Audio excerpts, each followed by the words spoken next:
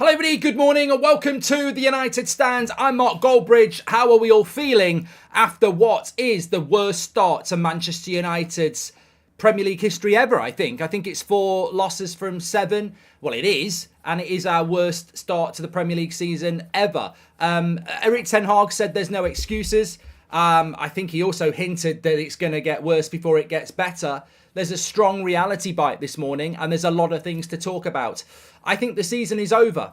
Some people would say that that's a bit sensationalist, but when you measure against the expectations, the season is over. Of course, it's not over in relation to we might achieve different things, but the expectations at the start of the season was that having finished 3rd last year, we'd take the next step and challenge Arsenal maybe for 2nd. That's not going to happen. Look at the league table next to me. It's not happening. Like, nothing's going to change. I've seen enough football this season to know that Liverpool, Arsenal, Spurs, Man City, Villa, even Brighton, they're on a journey. They're on a journey this season that you know where that journey's going to be. We haven't even packed our bags to start the journey. Erik ten Hag said after the game, there's no excuse. There are excuses, but if I give you them, people will just say I'm making excuses, and there are no excuses. I mean, pick the pips out of that. But what he's basically saying is there's reasons we're not winning games of football. And I can tell you why. But people will just say, well, that shouldn't be happening. He spoke about Marcus Rashford and said there needs to be more from Rashford, but there needs to be more from people around him. And it's not going to happen overnight. And it's not. It's quite simply not going to happen overnight. I've got a few things I want to get through this morning. I'm sure a lot of you have as well. This in no way is a Ten Hag out thing, by the way. And I'm very glad and proud of the fan base that I'm not seeing a lot of that. I think we've gone past that. I think there's a level of intellect here that you can let the mainstream do what they like. You know, they've got papers and clicks to sell. They'll push Ten Hag out. Of course they will. But it's not their club. It's our club. And we've seen this happen time and time again. Sacking a manager just gives us more of the same. We'll have a 1-year bounce and then we'll be back here again. It can't happen. I don't want the manager to be sacked. I don't, even if we lose more games, I don't want him to be sacked because that's not the solution here.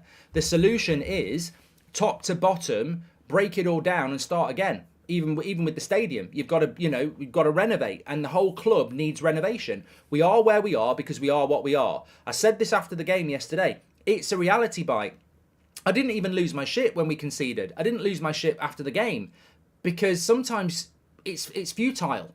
Like, we are where we are. Chelsea are where they are. We're not good enough. Nothing has changed my opinion from yesterday. We're not good enough. That's the bottom line. And you've got to look at why we're not good enough. The solution for me, and I've got a few, but the solution for me is obviously wholesale change from top to bottom, but that might never happen. So let's get into it. Mark, can we please discuss how Rashford will lead to the demise of yet another manager, says Rahul. Well, Rashford is a hot topic. One Wipe, welcome to the Members Club. Jealous of you. We need the players to increase the tempo in the attack, says Fum. Thank you very much. And I'm sure we're going to get a lot of ideas. Don't forget, I'm on this Sunday night show tonight as well, which will be interesting. But this is a news show. Look, that's the news. That's the league table. We're barely on page 1. We're in 10th place, and I think there is a possibility that if Forest or Brentford win today, we go down to page 2. 7 games gone, and we're nearly on. We're on the edge of going on to page 2. Now, I look at that league table, and when I say season over, my expectations this year was deep in the Champions League and challenge Arsenal to challenge Man City. Not happening. Not happening. Man City, forget about it. Tottenham are better than us, Arsenal are better than us, Liverpool are better than us, Villa are better than us, Brighton are better than us. I'll tell you what, I think West Ham and Newcastle would like a go at us at the moment, and Crystal Palace have already beaten us. After 7 games, this is not... that is a fair reflection of the league. I mean, there is nobody in a false position there, is there? In my opinion, nobody's in a false position. Nobody's had a really hard start or a really easy start. I mean, look at the games we've lost. Brighton, Crystal Palace, Arsenal, Spurs. They're all above us, and they deserve to be. They're better run clubs with better players, I would say, but more importantly, they've got a system. We're in a rebuild. Glazers out, says X. You know what? We're not in a rebuild. That's not the excuse. Is not a rebuild. We're not in a rebuild. We can't be in a rebuild. This has been going on since Sir Alex Ferguson retired. We're not in a rebuild. Ten Hag made progress last season. You don't make progress like third in a trophy and fall off a cliff in season 2. That's not progress. That's not a rebuild. That is a terminal problem at the football club. The football club is ill. It's sick. And it's not going to recover from this illness. It's terminal. And we can keep limping along, but the end game is the club will die as we know it. It's dying. Like there is no solution. There is no medicine right now in its current guise. The solution, the medicine, the cure is the Glazers go and the club gets proper owners. Now, the Glazers could go and we could get bad owners. The Glazers could stay with Sir Jim and it could go wrong. But the cure is a change of ownership. There is no magical pill. Sir Alex Ferguson was magical. He defied logic, what he did with the Glazers in charge. That will not happen now. Clubs are run better than they were between 2005 and 2012 when Sir Alex Ferguson still won things with the Glazers there. Many clubs are run better. Many clubs are better than us. There is no magic pill. The magic pill would be, you know, some superstar player that comes through or a manager that can do it, defying the logic. That can't happen. You sack Ten Hag today and you bring De Zerbi in tomorrow or even Pep, it doesn't work. So the cure for Man United is not going to happen until we have a change of ownership. That's why that league table looks like that. But the question is, what do you do in the short term? Because we can't all just sit here and go every week, well, nothing changes until the Glazers go, because that's been the case for, 15 years. So what do we do in the short term? Rashford is as bad as a Martial and needs to be dropped. They are the only two common denominators. Rory, I think you're individualising it way too much. Way too much. This is not on Rashford, and it's not on Martial, and it's not on Harry Maguire, and it's not on Scott McTominay. It's on a club that has realistically no vision. I'm not going to repeat what I said in the match reaction, but we've got no identity. We haven't got an identity. I watched Liverpool play with 9 men last night. They've got more of an identity than we have with 11. They know what they're doing. They know what they want to do. I watched Liverpool with 9 men, and when they get the ball, they know where to pass, and then they know where the next pass is, and they'll play through a team with 11 men, and they're organised.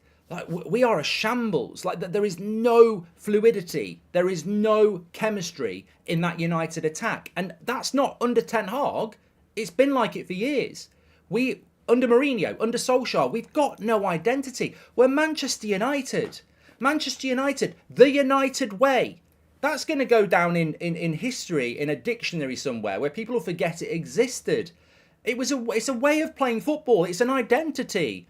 The way of Manchester United, look, many people have different interpretations, but effectively, Manchester United is risk-taking football. It's people in the box. It's wing play. It's entertaining, and it's 100% effort from everybody.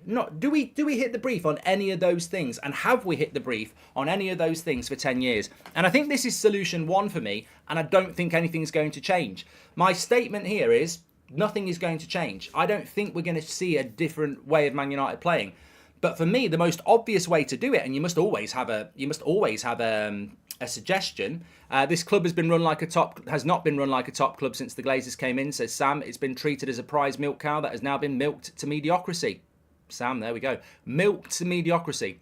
And also, half the team yesterday were Ten Hag signings. We should see glimpses of what we're trying to do. Ten Hag has to take responsibility for that, says Amit. Of course he does. And he does take responsibility. And I don't think anybody's saying Ten Hag isn't blameless. Ten Hag himself will take the blame. He has. But what the difference here is, we can all blame Ten Hag, and I will rip through a number of things that are going wrong that he could change tomorrow, and I don't think he will. But thankfully, most people can blame Ten Hag for yesterday and the start to the season, but also go, it's pointless sacking him.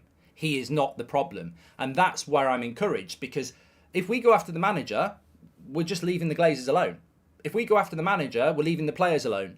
We can't afford to spend the next 4 months forcing a manager out to be back here again in a year or two. This time has to be different. Yes, Ten Hag's making mistakes, and I'm going to call some of them out now, but he is not the problem. He is somebody. Rangnick wasn't the problem.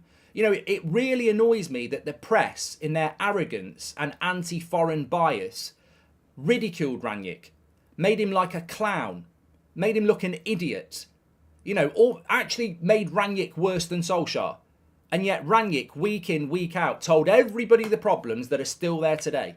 And Rangnick was ridiculed by the press and ex-players and the media. And that, I remember sitting there every week going, this guy gets it. This guy knows the problem. He has to be part of the future because he knows the problem. He's intelligent and he articulates it and he does it publicly, which is what the fans want. And they stabbed him in the back and they kicked him out. And, the press loved it. Oh, yeah, get rid of that clown. What does he know? Gegan press. What's that? Is it the way? Is it some sort of printing device? They've got no idea about what's best for United.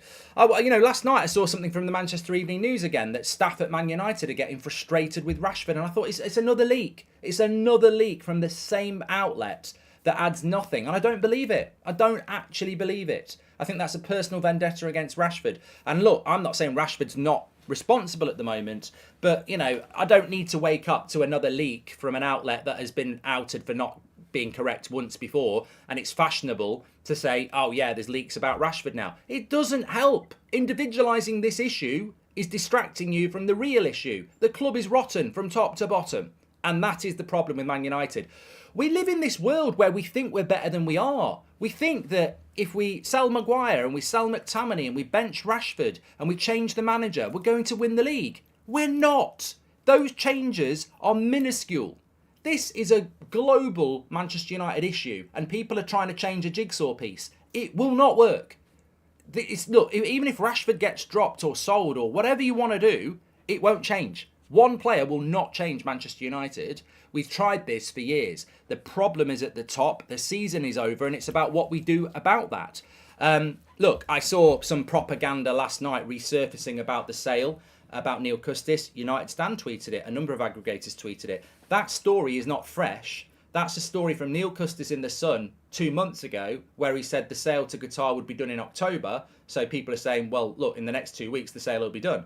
I mean, hot on the heels of a Man United loss. It's spin. Where the spin's coming from, I don't think it necessarily is coming from the club, but it's all spin.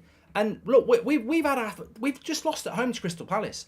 We've lost 4 games out of 7. This is I'm keeping that league table up. It's a terrible start to the season.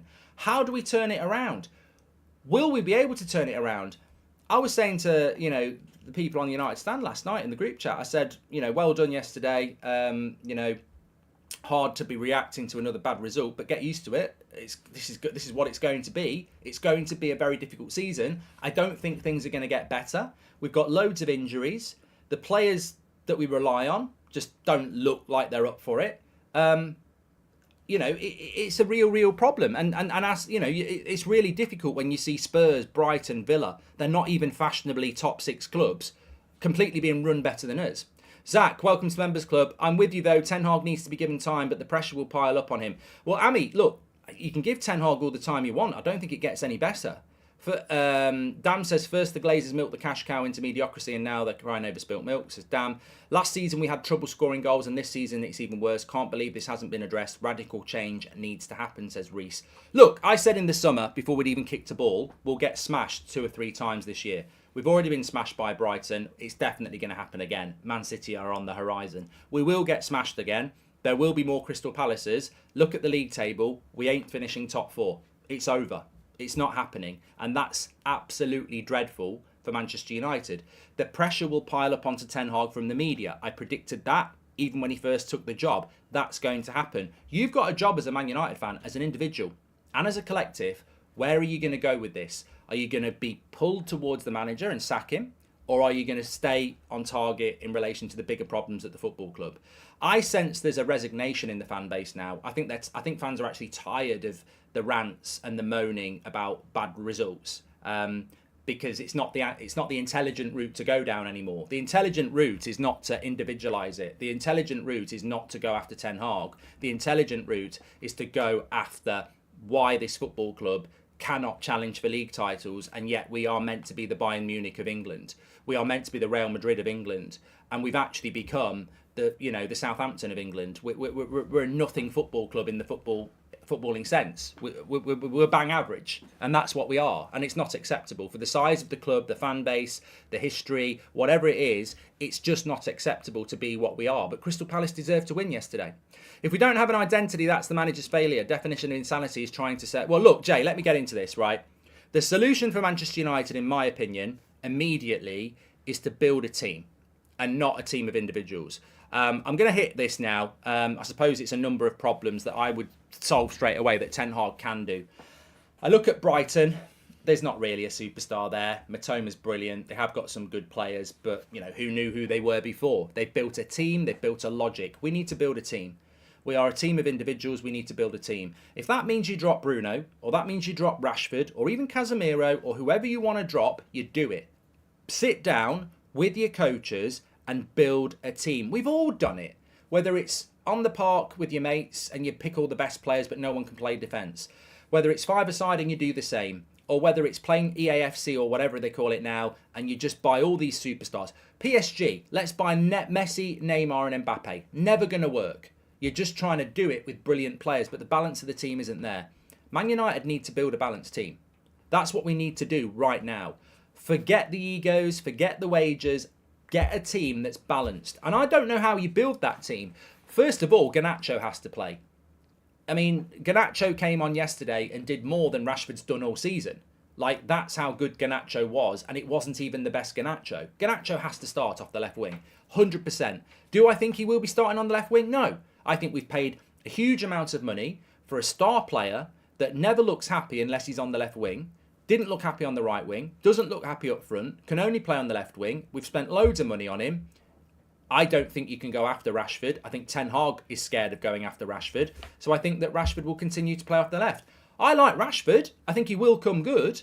But we've lost 4 out of 7. And any player gets dropped after that. So I'm realistic. I like Rashford. I know a lot of people don't. I think he's a good player. But we've lost 4 out of 7. Garnacho has to start. It's Manchester United. It's not Marcus Rashford United. So Garnacho has to start because what we need to do is get the balance. So Garnacho goes on the left. Now, if Rashford wants to go on the right and you want to do that, Anthony's back now. I don't know. But Garnacho has to start on the left because he brings balance to the team. The team is more balanced with him in it. Højlund hasn't really done anything wrong. What we do on the right will be very interesting. And then my second point is Amrabat. Amrabat has got to go in the midfield. I thought Amrabat had a bad game yesterday. Not through intent. Incompetence breeds incompetence, says Bjorn. Should the league look at having 18 teams? There are too many games being played, says Phillips. Well, we'd still lose. I hate to say it, but yesterday 9 Liverpool players showed more commitment than us. 100% Art. And it's all right to individualise it. Rashford is lazy and needs to be dropped, says Rory.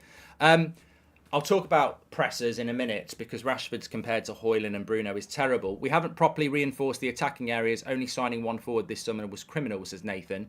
So, look, I think with my second point is we've got to stop putting our best players out of position. We started the season with Rashford up front when he should have been on the left. And maybe that's had a roll-on effect. We've used Bruno Fernandes on the right where he's been bad.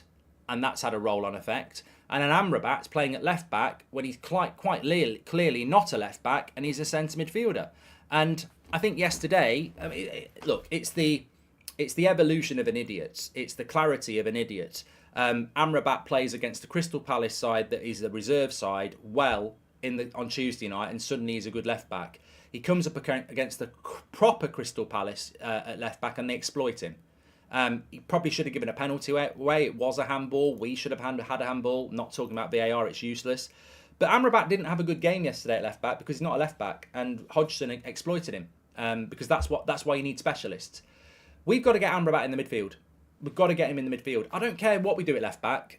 Maybe you recall someone from loan, Brandon Williams or Fernandes, but you can't put Amrabat at left back. He's not a left back, and We've got to start putting our best players in the best position. When I coach, I was watching a game last weekend. My daughter was playing, and the left back was the best player on the pitch. And I was like, "Why don't you put him in the midfield in your team?" Oh, because he wants to play at left back. And I was like, "I don't understand that coaching. You don't put your best player at left back. Everything goes on down the spine. I don't care whether he wants to play left back. He's playing centre midfield or left centre back. That's where he's playing because he's the best player you've got. You don't put your best players out of position at left back, and Amrabat needs to play in the midfield. We've got to put a team out And it's up to you what you think that team is, and it's up to Ten Hag. But he's gonna look. He's got to put a balanced team out. Otherwise, there's no solution. We might beat Brentford next week. Bruno might score. Rashford might score. But 2 weeks later, there'll be another game like Palace where it doesn't work. There is no fluidity. If we don't score a moment goal, look at Burnley last week. If Bruno doesn't score that worldie, we don't win that game. It's as simple as that. I don't know why people are surprised. We beat Burnley. Oh, it's the bounce back. Here we go. We beat Burnley because of a world-class goal. We didn't beat Burnley because we had 10 chances and they had none. They had more chances than us. They had more possession than us. Burnley were unlucky. Wolves were unlucky. The only game we've deserved to win this season is Forest. We should have lost to Wolves. We should have lost 5 games. Burnley could have beaten as well. We could have lost 6 out of... I mean, that's the scary thing here. We've deservedly lost 4 out of 7. We should have lost to Wolves. And Burnley would say, well, we didn't deserve to lose. We could have 4 points. And nobody could argue about it. It's a horrific start to the season. And look, I don't want Ten Hag to get sacked. I back Ten Hag. But there will become a point where you have to sack... Pochettino has to be sacked if they keep losing. I know there's a project at Chelsea. But you can't just keep losing. Like, I wouldn't say Ten Hag is safe. If he keeps losing, he will have to be sacked. That's just the way it goes. Nobody should be unsackable. But this season is horrific. And... to everybody who's saying, well, Rashford needs to be dropped, or Bruno needs to be dropped, or, you're not wrong. Like, it's a horrific start to the season, and he's got to do something. Mason Mount doesn't seem to work. That's all on Ten Hag. Why did we buy Mason Mount? I don't see how Mason Mount fits into this team when you've already got Bruno. Why did we spend £55 million on that when there's other areas that we could have spent it on? Onana, look, is Onana playing as a sweeper keeper, dictating the play, and we're playing better football? No. Are we conceding more goals than we did with De Gea? Yes. What's that all about? What's Mason Mount all about? Those things are on Ten Hag and his recruitment team. So I'm not saying there's not issues there, but I don't want to see a manager sacked because I don't think that's going to solve the problem. Rashford has done next to nothing on the left wing and gets you upset if he's being played anywhere else. So what do we do with this overrated player, says Julie? Look, I tell you what, you go after Marcus Rashford and it's curtains for Ten Hag. There is still a power play at Manchester United. I like Rashford, but bloody hell. I mean, he is United, isn't he? I mean, talk about brand and influence. He's the biggest paid player at the club. He ain't going anywhere. The minute they gave him that contract, you've got to turn him into a good player. I'm not saying Marcus Rashford is Jadon Sancho, or Marcus Rashford is Harry Maguire, or Marcus Rashford is Ronaldo, or De Gea, or any other issue we've had. I'm just saying, I don't know Marcus Rashford, but I know he's got a lot of people around him. It's a brand. He's massive, and we've just made him the best player at the club. If we're now gonna drop him, which we won't, I mean, that's just another incredible mistake. Rashford's one of our worst players in 7 years. He's never improved. His growth, and I think this is dangerous because I think what we're seeing here is Marcus Rashford's the problem. Marcus Rashford's not the problem in relation to why Man United are so bad. Man United are so bad because of the way the club's run. With Rashford, it's very simple. If you think he's the problem, drop him. Drop him and play somebody else and let him work for his place back. That's what needs to happen at United. I watched Spurs against Liverpool yesterday. He took Son off in the 67th minute. Son in the 67th minute. He did it against Arsenal last week. Like, we didn't take Rashford off until the 77th minute. 10 minutes too late again. Like, Ten Hag's got to manage Manchester United, not manage egos, not manage individuals. Bruno Fernandes, take him off if he's not playing well. I love Bruno, take him off. Don't start him. If you want to play Mount, play Mount. He's got to get a balanced team. The season is over, but I think he's fighting for his job now, Ten Hag. I think that's where we're at. The fans are with Ten Hag. I think fans will stay with Ten Hag. I certainly will. But he can't afford to lose many more games because you'll get sacked by sheer numbers. If he loses 2 of his next 3, then he's probably going to get the sack because at some point the players will just go, this man, I don't think we're there yet, thank God. But at some point the players will go, I'm not taking the blame anymore. It's the manager. We're not far away, if things don't change, from Ten Hag losing his job because of results, not because of a media movement. He will sack himself. And he's got to pick a balanced team. He's got to get Amrabat in the midfield. He's got to get Garnacho on the left. He's got to get Anthony back on the right, and he's got to get fullbacks who can overlap. Now, he's got a problem at left back. We need Regwell on back really, really quickly, but he's got to build a balanced team. And if he doesn't do that, and he keeps trying with Rashford and Bruno and Mount, it's going to end with him getting the sack. We have got no identity in the final third. We don't know what we're doing in the final third. He even admitted it himself. There's no vision there. There's no ideas. We're horrible to watch, effectively. And effectively, what he's got at the moment is a team of individuals over balance. And I look at Brighton, and I look at Villa, and I look at Newcastle, and I look at Spurs. I'm not even talking about Arsenal, Liverpool, and Man City. But those four teams, Newcastle, Villa, Spurs, Brighton, I look at those teams, there is balance, there is a system, and it's identifiable. And it's about the team. And that is why Ange will take Son off with 20 minutes to go. And that is why Matoma will start on the bench for Brighton. And that is why Aston Villa, they'll make changes and start. It's all about the team. Everybody's working together for the team with the manager's vision. Man United, at the moment, we are still individualistic. We are focused on this player's got to play for 90 minutes, and it doesn't matter how long they play because they might score a worldie. I can't take him off because he's scored goals before. We are a team that is reliant on moments, and we should be a team that is reliant on goals, on team play, on creativity. Taking over as manager for Manchester United is like taking over as captain of the Titanic after it hit the iceberg, says Lazy. Mount isn't the problem. Ten Hag is too stubborn with his approach. Back the manager, says Told. Is that not a contradiction? Players like Pellistri and Garnacho struggle because the team constantly pass slow across the back, says Cyril. Mark, season is over, so do we bring more kids through to replace the egos? No, Andy. I mean, the season is over in the sense that we're not going to be in the top four. That's a statement I'm going to make at the moment because I just can't see how it changes. You start playing the kids and we start losing games, you'll get the sack. Ten Hag's job over the next few weeks is to somehow win a few games and buy himself some breathing space, because if we continue like this, we can't operate at 10th and he won't keep his job. So Ten Hag has to, in my opinion, go back to a balanced team. And if he doesn't do that, then we're in trouble. The biggest problem that Ten Hag has got is that last year and this year, here's the mic drop. As Brian says, if you sack Ten Hag, the Glazers are still here and they win. Here's the mic drop for you. There's not a lot of difference between Man United. People won't like the media won't. The media's going to hate this, right? Here's the mic drop for you. There's not a lot of difference between Man United this season and last season. There's not. There's one clear difference, but there's not a lot of difference. We're still playing the same way. We're not scoring many goals last year. We're not scoring many goals this year. There's not a major difference between this season and last season. The difference is people know more about how we play and find it easier to deal with us. This happened with Solskjaer as well in his second season or his third season. And on top of that, the creativity was crap last year. We didn't play good football. We only scored 48 goals in a whole season last year, when teams like Liverpool and Arsenal and Man City were up plus 80, around that. We didn't score many goals last year. We're not scoring many goals this year. We're not a worse team to watch this year than we were last year. There's not a lot of difference. The big difference is last year we could shut a game down. We could get a clean sheet. We had 17 of them. In nearly 50% of our games, we didn't concede a goal. If you don't concede a goal yesterday, people would say it's 0-0. I'd say we probably win 1-0. If Crystal Palace don't score first, I don't think that game ends 0-0. I think eventually we get a moment, and people are too simplistic with football, you see. They go, well, even if we didn't concede yesterday, it would have been 0-0. I don't think that's how football works. I think if Crystal Palace don't score, we're more likely to score, and it's a different game. But when you're conceding first all the time, it has a massive impact on how you play.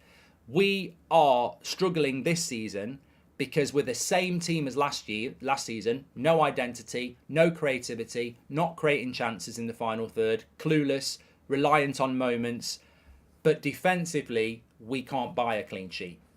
So we've broken that defence apart, mainly because of obviously getting rid of De Gea, but also because of injury, and drop off in performances, etc. Martinez's injury as well. The defence is not what it was last year for numerous reasons. It's not all because of De Gea. Martinez is injured. We've had a few other injuries. Casemiro's probably not been as good this season as he was last year. That defence is not as strong as it was last year. And that defence got us third place and built the season last year. We haven't got the defence we had last year. the attack is consistent. It's not very good. That's the difference between last year and this year. Ten Hag can't rely on his defence to get him out of trouble. Ten Hag can't rely on his defence to grind out results. We can't grind out results. So we're exposed. And this is why, for me, in the summer, every pound we had should have been spent on the attack. Every pound we had should have been spent on coaches who can teach us how to attack. And we didn't do that. We went for a mix of things, and that's where we are. But yeah, I don't think there's a massive difference between last season and this year, apart from the fact that we're conceding goals. We're no different in relation to creativity. We're not suddenly shit. We were crap last year at creating chances. A lot of our games last year were a hard watch. I remember them. But we did it off a strong defence. What do I think is going to happen? I think the season's over. I think we're not going to be in the top 4. We don't deserve to be in the top 4. And I don't see... Look, it's not over after 7 games. We could catch up. But to catch up, there's got to be a hint that you're better than the teams above you. We're not better than any of the teams above us. We're not going to catch up. And I don't think he's going to make the changes needed to catch up. The only way to catch up is to change the team, to bring more balance, to say, right, I don't care about you, and you, and I don't care about your wages. Garnacho's starting off the left. Anthony's coming back on the right. Højlund's playing there. It's Amrabat and Casemiro. It's Bruno or Mount. And that's how we're going to go for the next few weeks. We're going to build a team. We're going to build a team that's focused on the ball. And if any of you stop fucking about shooting from 30 yards and not passing and not working, I'll take you out and I'll give him a chance. That's what he needs to do. Not going to happen. We're not going to drop certain players that don't fit the way we want to play. And therefore, we will continue to have these results. Better managers than Ten Hag have tried and failed to control this club. I back the manager, but I fear he is walking the green mile, says Charlie. Good points. In my opinion, Mount is an alternative to Bruno. Bruno is great when we are counter-attacking. Mount was solid midweek when Bruno wasn't playing, says Ankit. Well, I don't understand why we bought him. I don't think Bruno and Mount work in the same team. I'm stunned by this signing. Told says Mount isn't the problem. Ten Hag have done that one. And Anana slows down the game by how long he likes to hold the ball when passed back to him. Gives our opponents time to position themselves, says Ricky. Yeah, but Ten Hag, David De Gea wasn't a quick transition either. You know, I don't necessarily agree with that. Anyway, look, we'll get into it more at 8 o'clock. Thanks, everybody, for watching. I'm sure it's going to be a cracking show tonight at 8. Make sure you smash a like and subscribe. Get your solutions in below. Do you agree with me that the season's over? Do you agree that this is the way that it's going to be, that we're going to have more of these bad results? Do you agree that actually nothing is going to change because the identity of the team is set? Do you agree that certain people won't be dropped? Do you think he'll drop people to build a balanced side? Do you think it's the beginning of the end for Ten Hag? Ten Hag can only sack himself. The fans won't sack him. We'll stay with him. But I think he could sack himself by persisting with the mistakes he's made over the first few weeks of the season. He's got a big choice to make for Galatasaray. Garnacho needs to start the next 3 games on the left wing. If he doesn't do that, I think he might be sacking himself unless Rashford suddenly sparks into light. Attacks win you games and defence wins you championships. Narrow wins last year help, says Prish. Thank you very much, everybody. You're legends. Make sure you smash a like. Can I just say as well, in the live chat is our podcast episode, Premier League Team of the Season and GOLDBRIDGE, the new game. Links in the live chat. Brilliant listen on a Sunday with you got your coffee. It'll chill you out a little bit. Go and give it a listen. Download it through the link in the live chat and the video description. I'll speak to you later at 8. Thanks for watching. Take care. And watch out for my FIFA channel. I might be on there a little bit later as well, doing a draft. Take care. Speak to you in a bit.